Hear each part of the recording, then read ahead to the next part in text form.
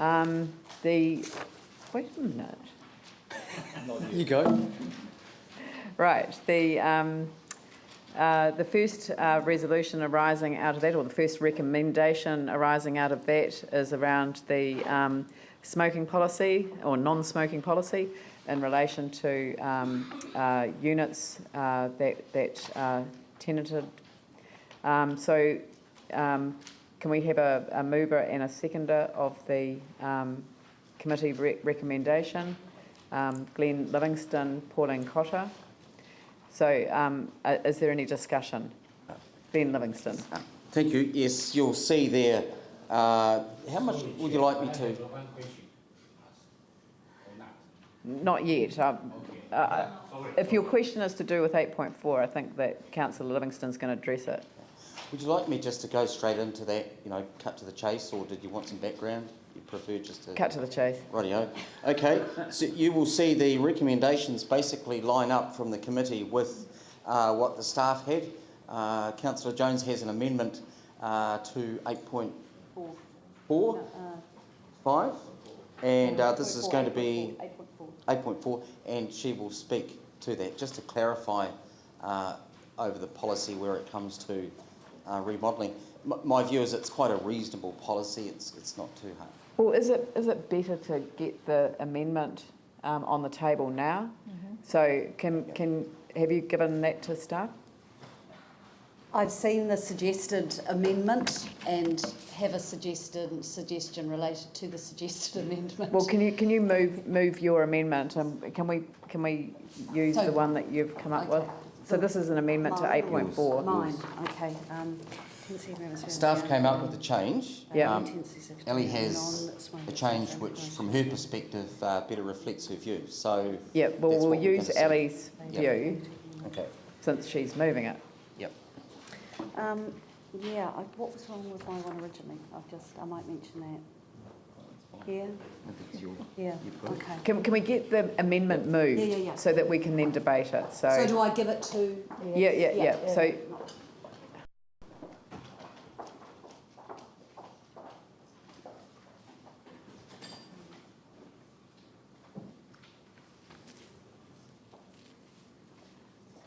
Do you know if Ellie's got a seconder for the amendment? Any one of us? You? Me?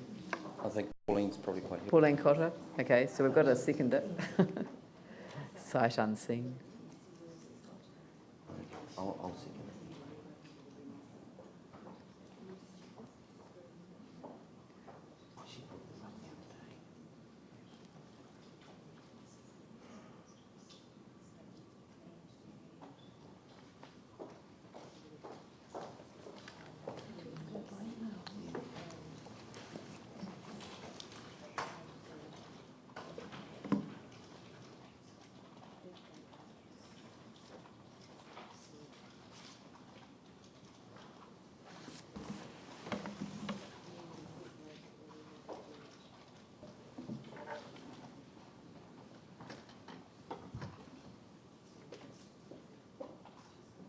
You want me to say a few words just to fill in the gap? Yeah, it's probably... You do a song if you like. Yep, I'll do a song. The starting point is this is about cost savings. You can see how much it costs one unit, and you multiply that by 10, which is about the number that have to be redecorated per year. You can also see we have support in this from the Tenants Protection Association. We feel that it meets a legal test there, and we also think, I think if we put it to the reasonability test, that it's actually quite a reasonable policy too. So I think that the thing is just to, please understand it's about the physical effects on our units, and we're building new units, we're redecorating units. People can still smoke, but we're saying, and this will be built into their tenancy agreements, for new units and remodelled units, it must be outside those units. Can we add the words in accordance with 8.1, because I don't want anyone who's having remodelling or redecoration to think that they're somehow being treated differently to somebody who's moving into one. Sets out the rules in relation to a new unit being built or purchased. So, because that says tenancy agreements to these new units are to contain a non-smoking clause. Smoking is only to be permitted on external porches with windows and doors closed to prevent cigarette smoke from entering the actual unit. So rather than saying that it becomes smoke-free, it would be, I mean, well, we could say in accordance with 8.1.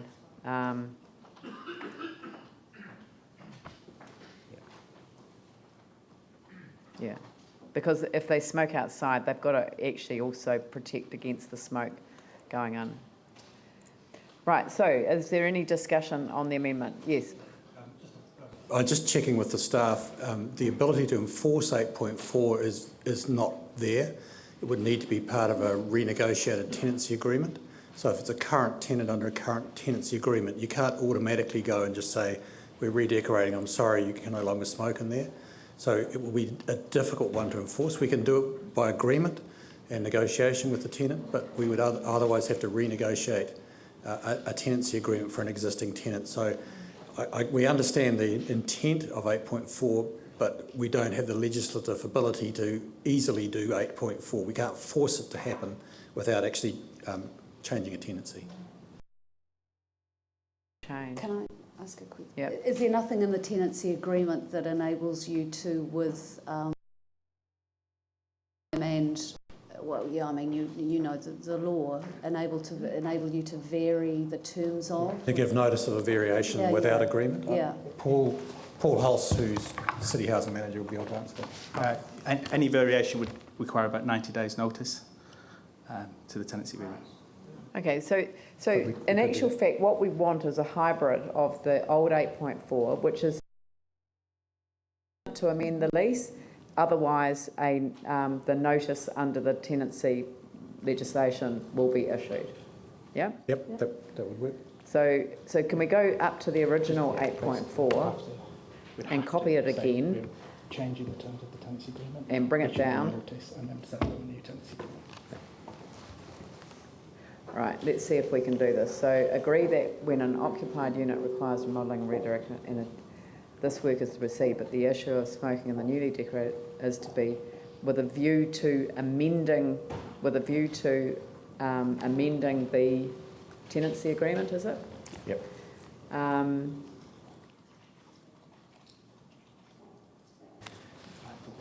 Full stop. Should such an agreement not be reached, then notice of the change of condition will be issued in accordance with the Residential Tenancies Residential Tenancies Act. Year? 19. Could I just make another suggestion with the view to amending the tenancy agreement? Can you qualify that so that it's amending the tenancy agreement free? The tenancy to comply with 8.1? Yes. Yeah.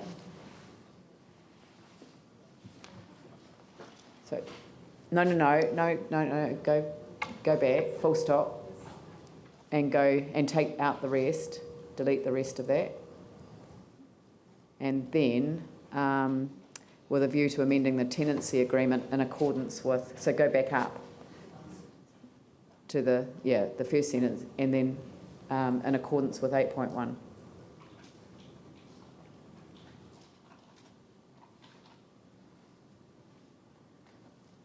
And then I think there should be a reference to smoke-free Canterbury. I mean, it has to be by agreement, though. I mean, Yep. Yeah. Yeah, certainly staff will take that as a direction anyway. If that's, we would do that. Okay.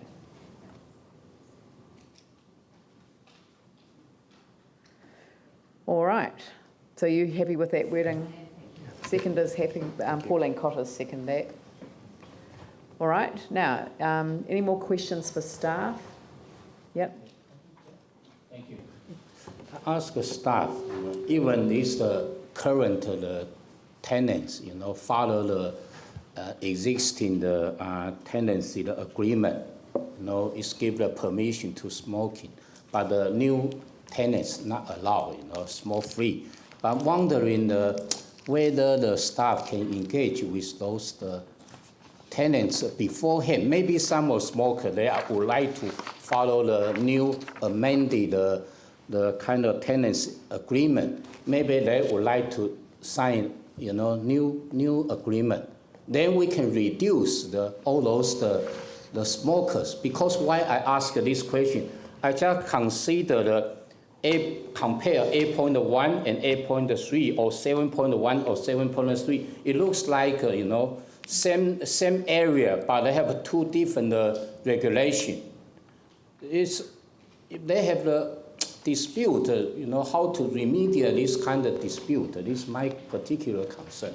If we can, to talk to them this beforehand, they can remediate this, reverse the effect, whether it's practical, possible or not. I think there's quite rightly some concerns with the difference between new tenants not being able to smoke in the units and existing tenants that can.